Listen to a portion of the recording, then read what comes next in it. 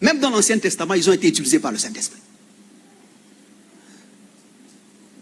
Cependant, dans le Nouveau Testament, la volonté de la Nouvelle Alliance veut que l'homme qui est né de nouveau puisse fusionner avec le Saint-Esprit.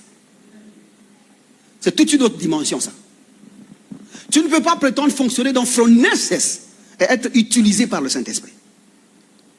Est-ce comme ça qu'en Christ, le Saint-Esprit n'utilise personne? Jusqu'à ce que tu fusionnes avec le Saint-Esprit, tu ne pourras pas obtenir des résultats avec le Saint-Esprit.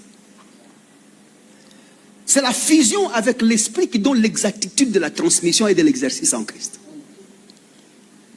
Toute personne qui ne fusionne pas ou qui n'est pas fusionnée avec le Saint-Esprit aura des vides et des espaces dans son agissement. On saura reconnaître qu'il y a une part de lui.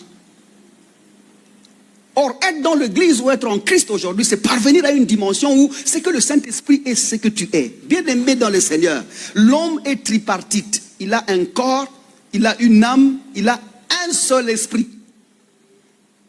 Malheureusement, le chrétien, aujourd'hui, nous avons l'intention d'avoir deux esprits.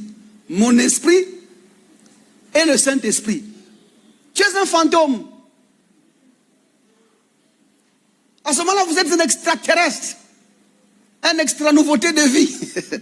Tu ne peux avoir qu'un seul esprit.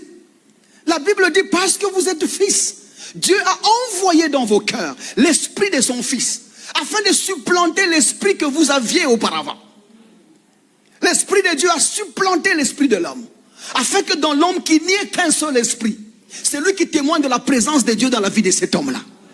C'est comme ça, arrête de demander que le Saint-Esprit vienne t'utiliser. Accepte de fusionner avec cet esprit-là, afin que tu fonctionnes à la dimension des esprits que tu es.